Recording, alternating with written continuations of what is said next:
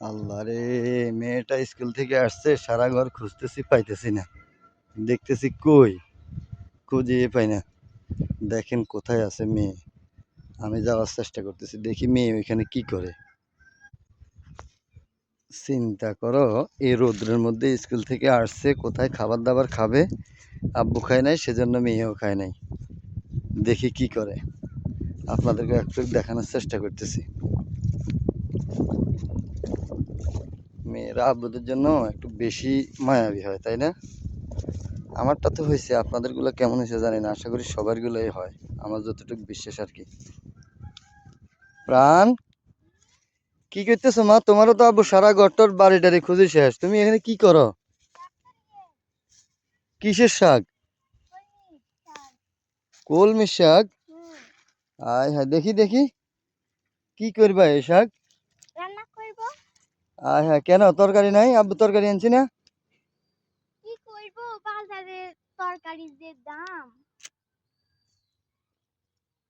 তোমার তো আনতে কষ্ট হয়, তোমার যে ইনকাম। চিন্তা করলাম যে শাকে খাই, শাকসবজি খাই। আমাদের এখানে তো কত কিছুই হয়, কি কি জানো না? কি কি শাক হয়? আব্বু তো সব জানি না, কি কি শাক হয়? আরে বাত্তার শাক হয়, কলমি শাক হয়, এলাচের শাক হয়, তুমি জানো না? ও, তুমি এলাইছি হাতা কানাই হাতা বাত্তার হাগি কিনছি না। ওমা নসিনে কা উমা গো, কি করে না? মাশাল্লাহ মাশাল্লাহ, তাহলে তো আর আব্বুর কোনো দুঃখ হয় না। দেখ আব্বু এই বাজার থেকে আনি, তোমার কষ্ট হয় না। হ্যাঁ, তোমার যে ইনকাম, সবসময় তো সবকিছু আনা সম্ভব না। ও, কি করবা, আসলে কিছু তো করার নাই। আসলেই বাজারের যে অবস্থা, বাজারের যে দাম, বাজার কিনতে গেলে যে কিনতে যায় সে বোঝে যে পরিস্থিতিটা কি। প্রতিটা কেজি ৮০ টাকা, ১০০ টাকার নিচে কোনো কেজি নেই। যে শাক, যে লাল শাক, পুঁই শাক, এগুলো আমরা সবসময় 10 টাকা 15 টাকা করি আঠি বা আমগো দেশে মুঢা কয়। এগুলো বাজার থেকে আনতাম, এগুলো এখন 40 টাকা 50 টাকার নিচে কোনো কিনে যায় না। কি একটা অবস্থা! যাক, আপনাদের কার কার এরকম মায়াবী মেয়েরা আছে, মায়ার মেয়েরা আছে, তাহলে তো আমার মতো আপনারাও একটু সুযোগ সুবিধা পাবেন। মাশাআল্লাহ, এই যে আমার মেয়ে শাক উঠাইতেছে, এগুলো আমি খুব পছন্দ করি, অনেক ভালো লাগে এগুলা খাইতে। মেয়ে যে কিভাবে বুঝছে চিন্তা করেন। মেয়ের মার শাক উঠানির কোনো খবর নাই। মেয়ে ঠিকই স্কুল তো আসি, খাওয়া দাওয়া বন্ধ করি, এখনো খায় নাই, আব্বু খায় নাই, এই জন্য মেয়েও খায় নাই, নিয়ে আসে। তো মা, তুমি কি আজকে উঠাইতেছো মানুষের দেখানোর জন্য, নাকি সবসময় উঠাও? না, উঠাই তো। সবসময় উঠাও না? হ্যাঁ। ও আচ্ছা, ভাজি পছন্দ না রান্না পছন্দ? না ভাজি, এগুলো দেখছে ফ্রেশ, বাজার থেকে আনতে গেলে ফরমালিন সব। হ্যাঁ, বাজারে তো সব ধুল বালু। বাজারে গুলো একটু ভেজাল। কি হুম। সুন্দর তাজা শাক না?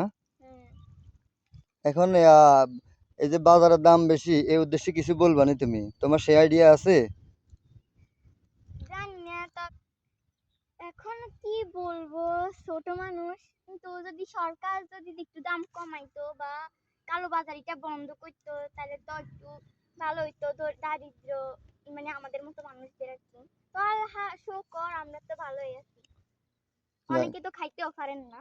মাশাল্লাহ, তোমার ভালো আইডিয়া। আব্বু কি তোমার এগুলো শিখিয়ে দিছি, না তোমার থেকে তুমি বলতেছো? আরে না। মাশাল্লাহ, আমার মেয়ে ক্লাস 6-এ পড়ে, ওর নাম হচ্ছে রেহনুমা জাভেদ জুয়েনা প্রাণ, প্রাণ বলে আমরা ডাকি। মাশাল্লাহ, অনেক আইডিয়া।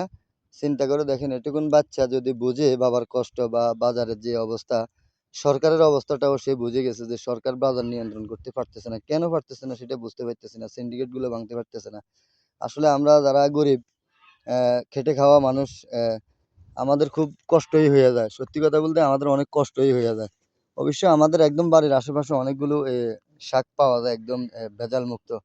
তো এই প্রায় সময় আনে, মেয়েরা উঠায় বা আমার ওয়াইফ উঠায়, আমিও খুব পছন্দ করি। তো যাক, মেয়ে আজকে শাক উঠাইতেছে, মেয়ের হাতের শাকগুলো আজকে খাবো। আলহামদুলিল্লাহ, ভালোই লাগতেছে। ভিডিওটা অনেক লম্বা হইতেছে, যদি ভালো লাগে আপনারা লাইক কমেন্ট শেয়ার করে অন্যকে দেখার সুযোগ করে দিবেন। তো মা, সবাইকে টাটা দিয়ে দাও। টাটা, আসসালামু আলাইকুম সবাইকে।